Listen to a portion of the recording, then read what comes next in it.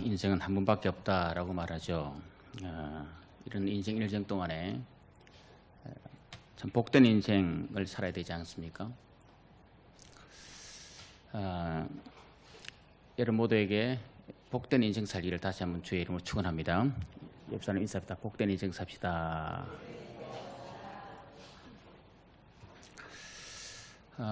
참새 시리즈 유머가 있지 않습니까? 참새 시리즈는 참새 같은 우리 인생을 이야기하기도 하고 아주 연약한 사람들의 모습을 반영하는데요. 이 참새 시리즈가 시대에 따라서 내용이 달라지더라고요. 1970년대에는요, 참새 두 마리가 부부 참새가 전깃줄에 앉았는데 포수가 총을 쐈어요. 한 마리가 떨어졌습니다. 총을 맞았어요. 떨어지면서 한 말이 뭔가 하면 여보 내 목까지 좀 살아줘 라고 했습니다. 70년대는 참 그래도 이게 내용이 좀 있었지 않습니까? 요즘 유행가 가사처럼 옛날 노래는 뭐 내용이 있는 것 같은데 요즘 노래는 무슨 내용인지 몰라요. 내용이 있었습니다. 80년대에 됐습니다. 또 포수가 참새를 한 마리 떨어뜨리는데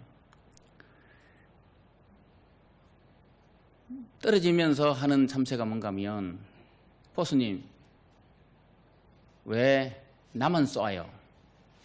쟤도 좀 쏴주세요 라고 했습니다. 자기 혼자 못 죽겠단 말이죠. 90년대 됐습니다. 90년대 됐더니 또 포수가 참새를 쐈는데 떨어지면서 하는 말이 뭔가 하면 포수님 왜 나만 쏴요? 라고 했습니다. 그랬더니 앉아있는 참새가 포수님 제 안 죽었어요. 더 쏴주세요. 안 죽었다는 거예요. 20년대 됐습니다. 20년대 이 포수가 딱 던지고 있는데 전깃줄에 앉았던 참새가 포수를 보면서 하는 말이 뭔가 하면 네가 내를 맞추면 내 발에 장을 지지겠다 라고 했어요. 포수가 너무 기분 나쁘잖아요. 내가 70년대부터 시작해서 계속적으로 참새를 잡았는데 네 못 잡겠나 라고 했더니 똑같이 하는 말이 네가 나를 맞추면 내 손에 장을 지지고 내 발에 장을 지진다 라고 했습니다. 포수가 성질나서 쏘았습니다. 그랬더니 객소를 못하고 죽어지는 거예요. 그래서 포수가 성질나서 도무지 이놈이 어떻게 됐길래 이랬나 하고 배를 갈라보니까 뭐가 부어 있었어요. 간덩이가 부어 있었어요. 여러분 그렇습니다. 인생은요 참 참새 같은 인생인데요. 요즘 참 간덩이 부은 인생이 많은 것 같아요. 여러분 창녕 괴부 10살 학대 사건 정말 이 간덩이 부은 인간 아닙니까? 또 계모 또 9살짜리를 여행 가방에도 가둬놓고 죽이고 정말 간덩이 부은 사람 많은 것 같아요.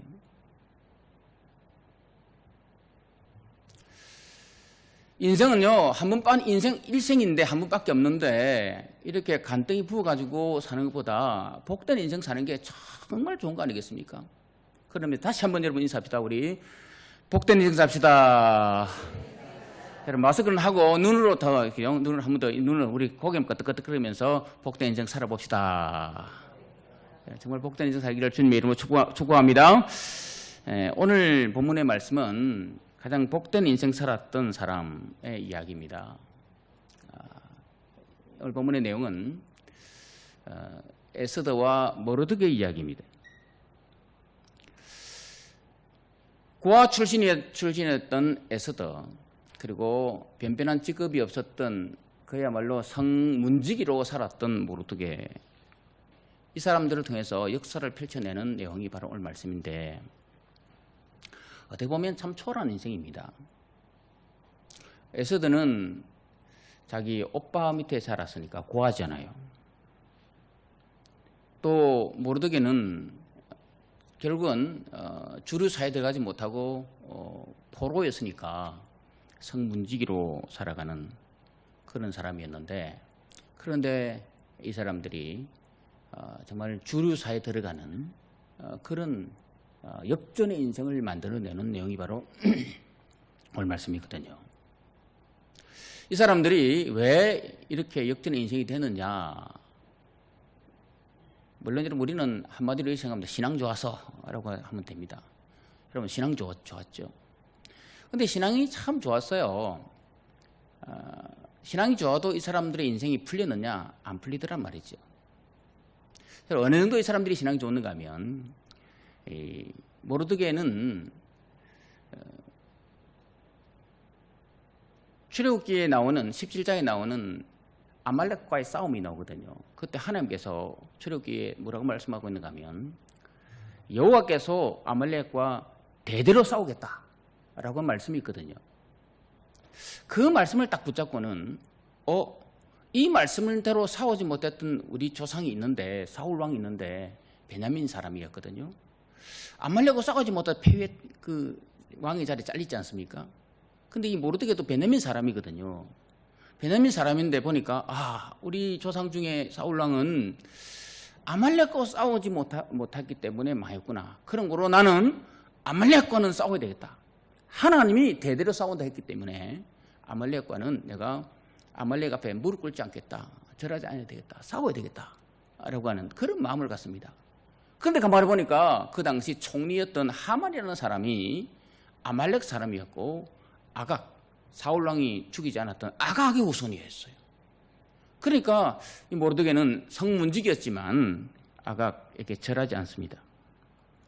여러분, 에스더 3장 2절에 보니까 이렇게 말씀합니다. 대궐문에 있는 왕의 모든 신하들이 다 왕의 명대로 하만에게 꿇어 절하되 모르드게는 꿇지도 아니하고 절하지도 아니하니. 모르드게는 꿇지도 않고 절하지 않습니다. 말씀대로 살았지 않습니까? 정말 말씀대로 살았어요. 그런데 결과는 무엇입니까? 하만이 유다인들을 다 죽이려 하는 거예요. 저런 나쁜 놈이 있나? 여러분, 페르시아의 각 고을에 있는 모든 유다인들을 다 죽이고 또 모르드게를 큰 25m 장대에 높이 달아서 죽이면서 내가 본때를 보여주겠다라고 한 게 바로 하만의 계획이었습니다. 말씀대로 살았어요. 그런데 오히려 죽음의 위협이 옵니다. 사실 모르드게는 그 전에 2장에 어떤 일이 벌어지는가 하면 왕의 영모가 있었는데 영모를 고변합니다. 고변해서 왕의 생명을 살리는 일이 벌어집니다. 왕의 생명을 살려주는 일이 있었는데 성경에 뭐라고 기록하면 공중 일기에는 기록한데 상은 상 받지 못했습니다. 하만이 자기를 죽이려고 할 때 왕이 그때 내를 좀 살려주었더라면, 내게 좀 더 큰 은혜를 주었더라면 이런 일이 없을 텐데라고 그렇게 푸념했을 텐데 절대 그렇게 하지 않습니다. 에스더는 어떻습니까? 에스더는 미스 페르시아 선발대회에 나가서 1등을 해서 아하수에르 왕의 왕비가 됩니다. 황후가 됩니다. 1년 준비했습니다. 1년 준비해서 그렇게 고생해서 황후가 됐는데 결혼하고 난 다음에 왕이 30일을 신부를 찾지 않습니다. 아니, 신혼부부가 왕이 아내를 안 찾으면 어떻게 되는 겁니까? 버림받은 거 아닙니까?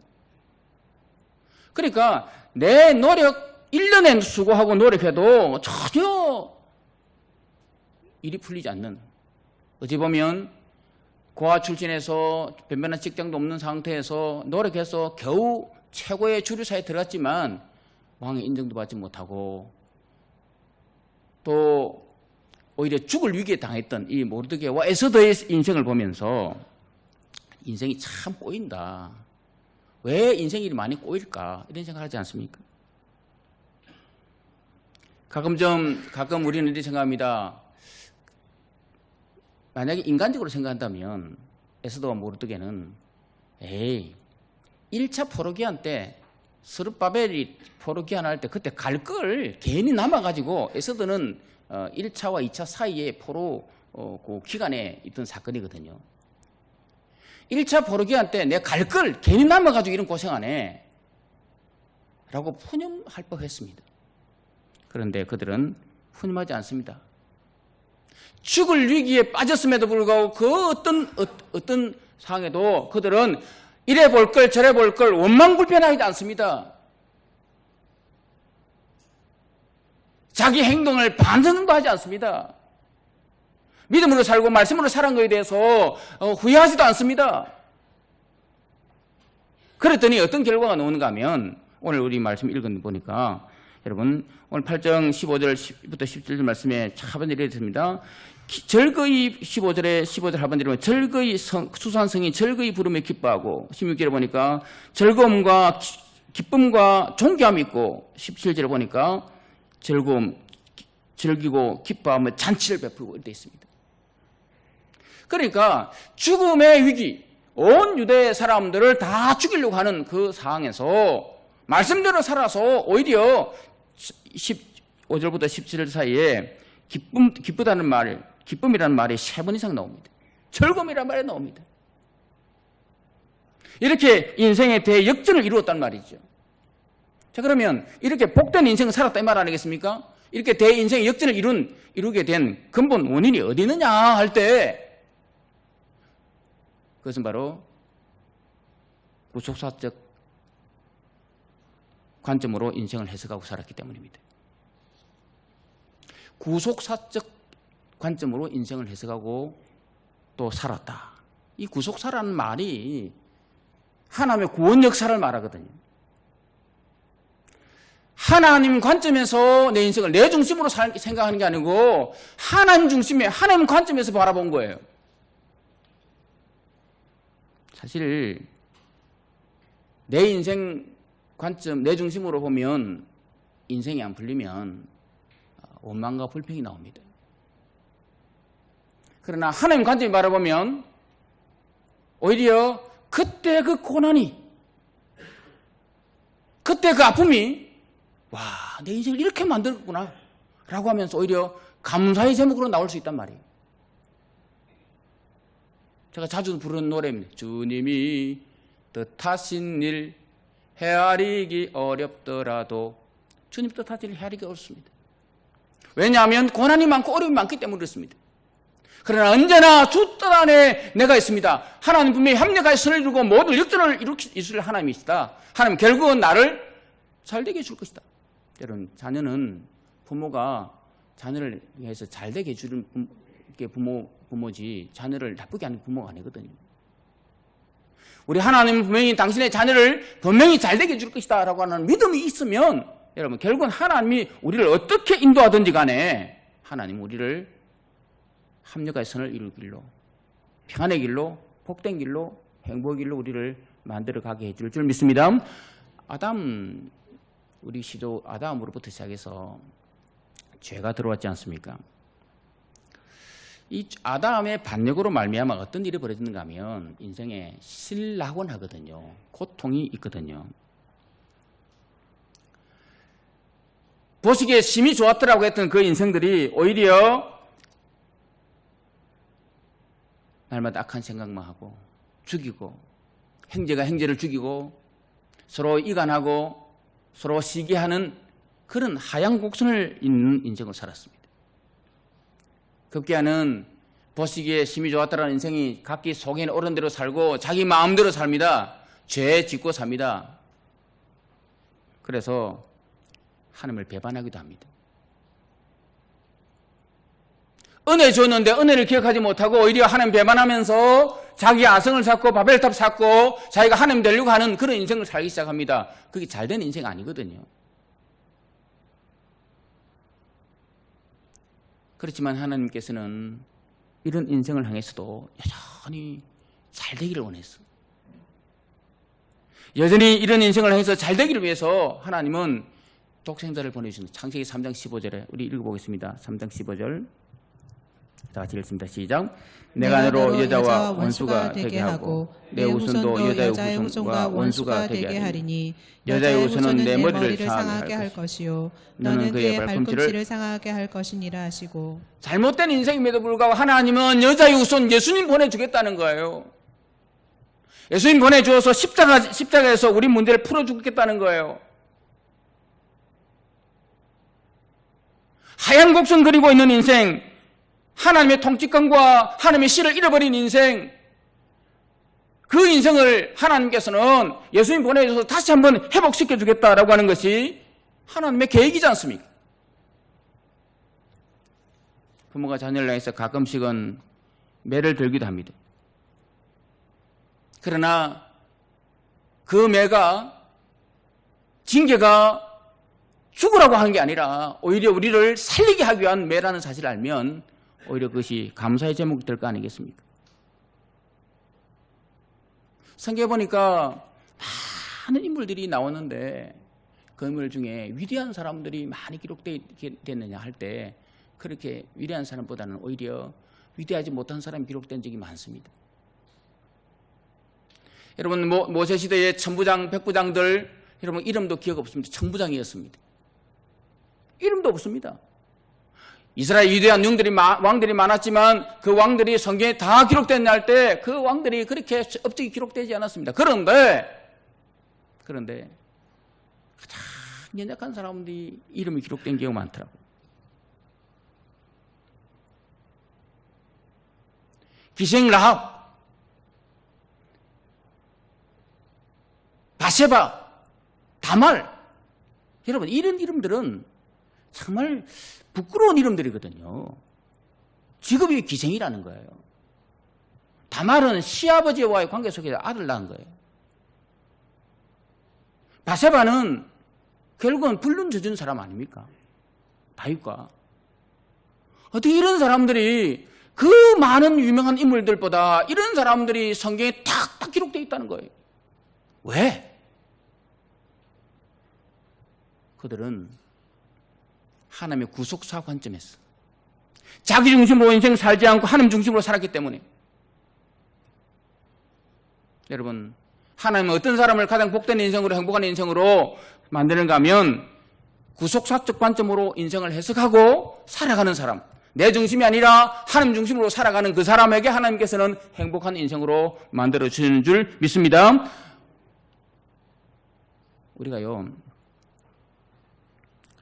삶의 가치가 어디 있는가 하면 돈을 많이 벌었다, 아니면 얼굴이 이쁘다, 이게 삶의 가치가 아니었어요.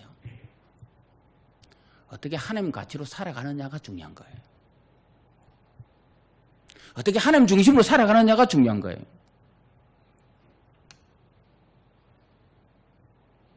사람이 살다 보면 열심히 일을 했는데도 불구하고 인정받지 못할 때 있지 않습니까? 교회 일을 열심히 하고 직장 열심히 했는데 인정받지 못할 때가 있습니다. 그런데 그것도 하나님 관점에서 생각해 보십시오. 여러분 교회 일 열심히 하지 않습니까? 근데 열심히 하는데 집사님들이 아니면 장로님들이 목사님들이 권사님들이 알아주지 않는다. 그것 때문에 여러분 마음이 상하고 삐끔납니까? 우리 보험성에 주님이 기억하시면 족하리 그러잖아요. 주님이 다 기억하면 된다 그러잖아요. 근데 그게 마음대로 되는 게 아니에요. 사실 여러분 그렇지 않습니까? 그러나 여러분 마음 바꿔보십시오.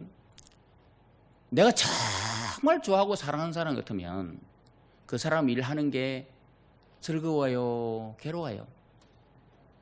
여러분 신혼에 사랑하는 아내가 남편을 위해서 밥 짓고 준비하는 게 괴로운 일이에요, 즐거운 일이에요? 빨래하는 게 즐거운 일이에요, 괴로운 일이에요? 신혼은 즐거운 일 아닙니까? 마찬가지입니다. 내가 정말 사랑하는 사람이 내게 일을 시킨다 할 때 그것은 나를 얼마나 사랑해서 그러냐, 그 일하는 것 자체가 즐거움이에요.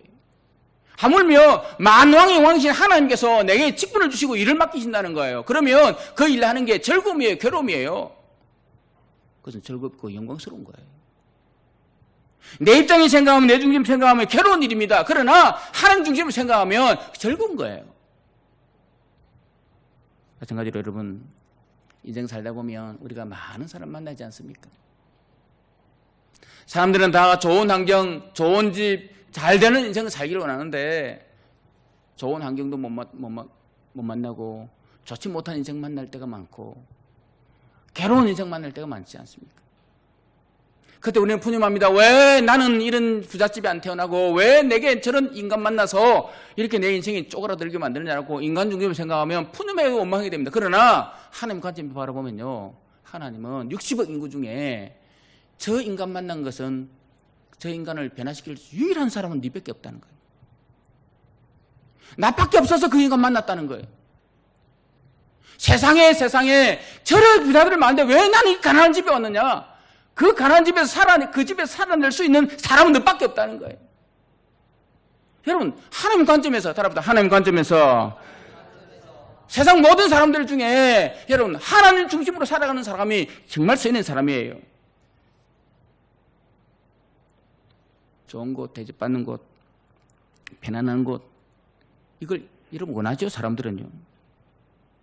그런데 하나님께서는 가끔씩 우리 보고 좋은 곳, 대접받는 곳, 또 인정받는 곳, 편안한 곳보다는 오히려 어떻게 해요? 어려운 곳을 보냅니다.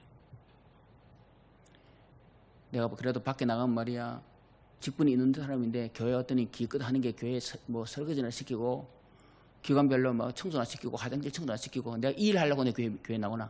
안 해요.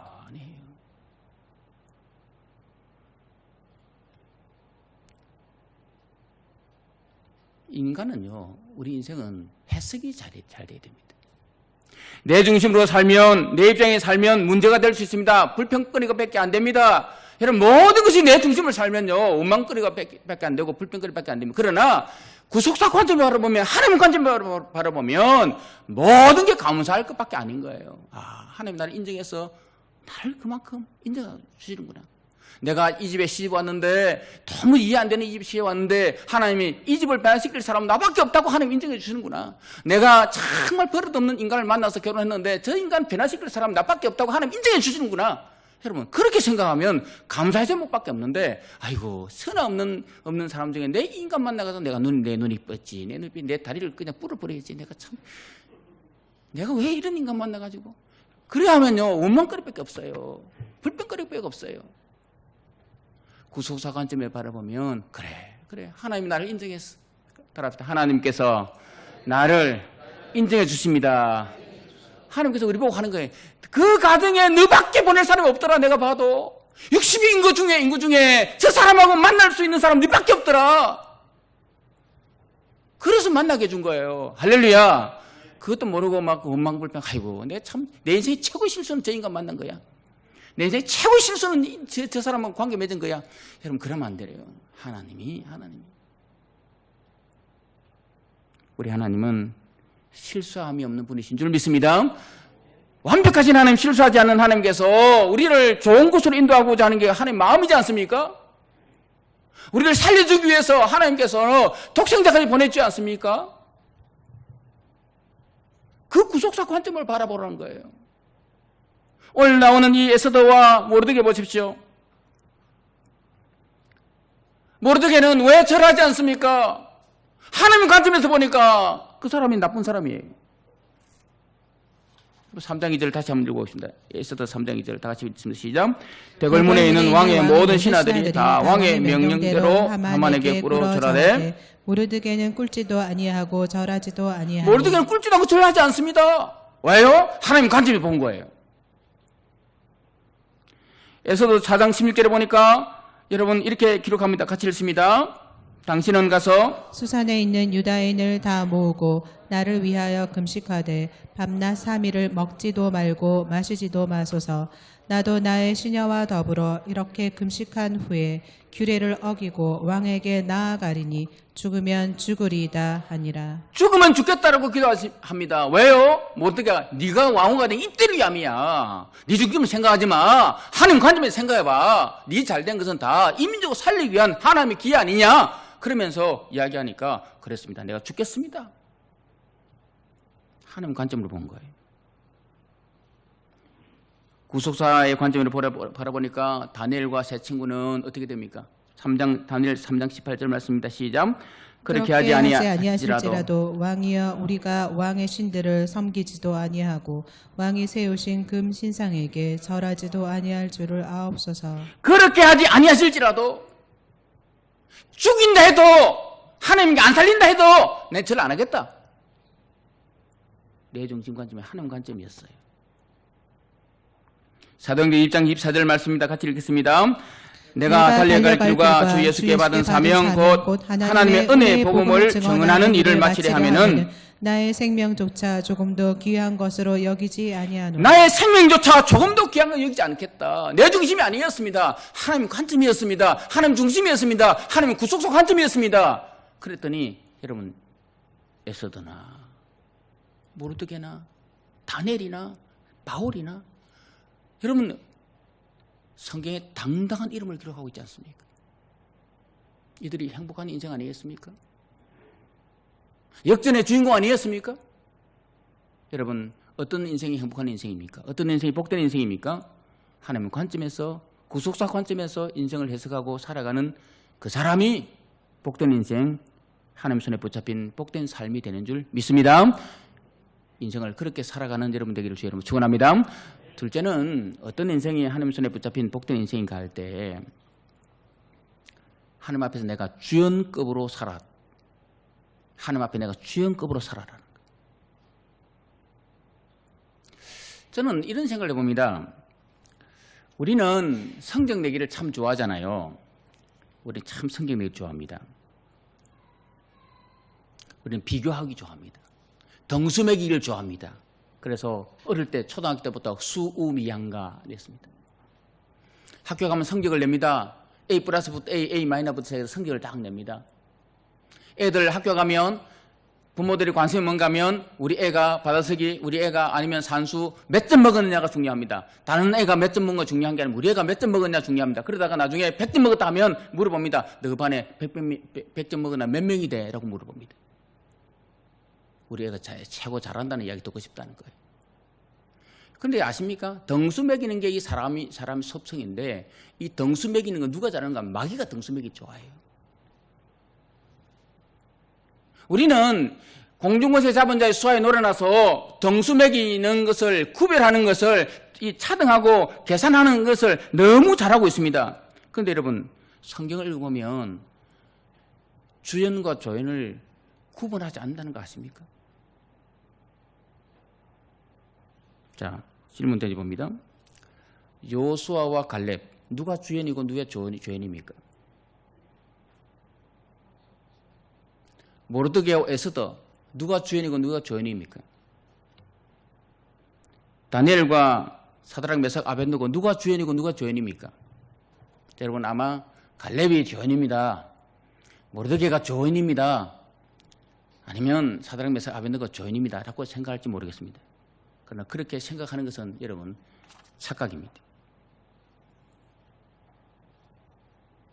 하나님은 하나님 편에서는 우리를 비교하지 않습니다. 마귀는 우리를 자꾸 덩수 매기고 비교합니다. 그러나 하나님 입장에는 절대 비교하지 않습니다. 하나님은 달란트 비교보니까 한 달란트, 두 달란트, 다 달란트 비교 안 했습니다. 마지막 종은 착하고 충성된 종이었습니다. 똑같은 상급이었습니다. 달란트 재능이 그밖에 안 되는 걸 가지고 너 왜 그밖에 못했냐라고 하지 않았습니다. 근데 우리는 자꾸 비교합니다. 자꾸 차등을 냅니다. 그래서 못했다 싶으면 상처받고 이랬던 거 가지고 루즈다 그러고 뭐 별 이야기를 다 합니다. 여러분 다시 강조하지만 다말, 라합, 룻 이방인이었습니다. 어떻게 보면 그들은 우리 관점에서 바라보면 조연급들입니다. 그런데 여러분 마태복음 보면 그들이 조연급이 아니라 주연급으로 다 이름 기록하고 있다는 거 아십니까? 하나님 우리를 주연급으로 인정하는데 왜 우리가 조연으로 살고 있습니까? 예수님 우리를 주연급으로 대우하고 있는데 왜 우리는 조연으로 살고 있습니까? 어떤 복된 인생인가 하면 내가 주연급이라고 하는 사실을 인정할 때 마귀는 끊임없이 너는 조연이야, 너는 루저야, 너는 행편없어, 너 같은 인생은 할 수 없어, 너는 그래 살아야 돼. 그렇게 마귀는 우리에게 계속 우리를 침수하고 우리를 엇박지르고 우리를 쥐누르지만 하나님은 우리에게 그렇게 하지 않습니다. 당신은 하나님의 언약 아래 있는 축복의 통로. 너는 하나님의 축복의 통로야. 당신은 사랑받게 태어난 사람이야. 그렇게 하나님은 끊임없이 우리 보고 너는 조연이 아니야, 너는 주연이야, 너는 사랑받게 태어난 사람이야. 하나님께서 너만 사랑해 라고 그렇게 인정하는데 우리는 끊임없이 마귀의 속임수에 빠져가지고 나는 아니야, 나는 주연이야, 우리 아무개 장로님은 주연이고 나는 우리 아버지 아니야. 우리 집에 누구는 주연이고 나는 아니야. 아닙니다, 여러분. 내 편에 생각하면 차등할 수 있고 할 수 있지만 하나님 편에 생각하면 절대 그러지 않습니다. 같이 합시다. 나는 하나님에게 주연입니다. 아멘. 사탄이 조연이라고 할 때 사탄아 물러가라! 라고 외치시길 바랍니다. 아멘. 성경에 보면요, 세례 요한의 사건이 나오거든요. 마태복음 11장 7절부터 보면 이렇게 되어 있습니다. 같이 읽겠습니다. 시작. 그들이 떠나매 예수께서 무리에게 요한에 대하여 말씀하시되 너희가 무엇을 보려고 광야에 나갔더냐? 바람에 흔들리는 갈대냐? 그러면 너희가 무엇을 보려고 나갔더냐? 부드러운 옷 입은 사람이냐? 부드러운 옷 입은 사람들은 왕궁에 있느니라. 그러면 너희가 어찌하여 나갔더냐? 선지자를 보기 위함이었더냐? 옳다, 내가 너희에게 이르노니 선지자보다 더 나은 자니라. 너희가 무엇을 보러 나갔더냐고 물어봅니다. 요한 그 제자들을 보고. 세례 요한의 이야기를 하면 요한에 대해 말하면서 얘들아 너희가 뭘 보러 나갔더냐? 뭘 보러 나갔더냐 물어봅니다. 요한을 주님께서 뭐라 합니까? 요한복음 5장 35절에 요한은 켜서 비추이는 등불이라 그랬습니다. 너희가 뭘 보러 나갔더냐? 요한은 등불이야. 요한은 등불이라 그랬습니다.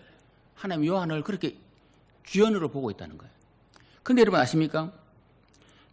요한복음 3장 26절에 보면 같이 읽겠습니다. 시작. 그들이 요한에게 가서 이르되 랍비여 선생님과 함께 요단강 저편으로 있던 이 곧 선생님이 증언하시던 이가 세례를 베풀매 사람이 다 그에게로 가더이다. 예수님이 세례를 베풀고 있는데 세례 요한 제자들이 선생님 왜 선생님이 있는 사람 다 예수님께 가버립니까?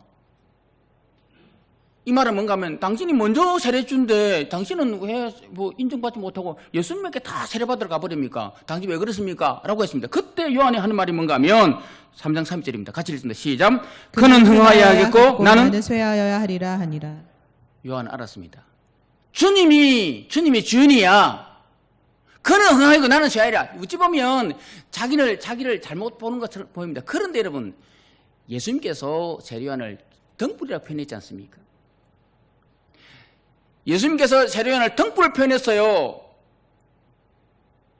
그리고 마지막 결론이 뭔가 하면 11장 11절입니다. 같이 읽습니다. 시작. 내가 진실로 너에게 말하노니 여자가 낳은 자 중에 세례 요한보다 큰 이가 일어남이 없도다. 그러나 천국에서는 극히 작은 자라도 그보다 크니라. 여자가 낳은 자 중에 세례 요한보다 큰 이가 없다. 너희들이 바라볼 때, 제자 너희들이 바라볼 때 내가 세례 주니까 요한의 세례들을 내게 다 오니까 그렇게 비교하지. 그런데 아니야. 세례 요한 그 사람은 큰 사람이야. 여자가 낳은 자 중에 가장 큰 사람이야. 그 세례 요한은 등불이야. 누구 이야기입니까? 사람은 비교합니다. 사람은 차등합니다. 계산합니다. 그러나 하나님은 세례 요한을 등불 표현했고 여자가 낳은 중에 가장 큰 사람이라고 표현했습니다. 뭘 말하는가 하면 하나님은 세례 요한을 주연으로 인정해 주더란 말이에요. 사랑하는 여러분, 조연으로 살렵니까? 주연으로 살렵니까?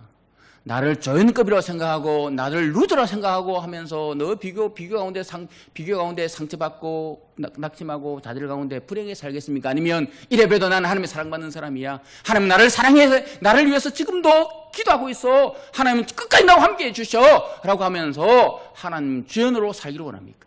하나님은 어떤 사람이 행복한 사람인 것 같습니까? 주연으로 사는 사람입니다. 내 스스로가 하나님의 주연이다 라고 믿고 여러분 그래 살아서 하나님의 손에 붙잡힌 행복한 인생 살아간 여러분 되기를 주님의 이름으로 축복합니다.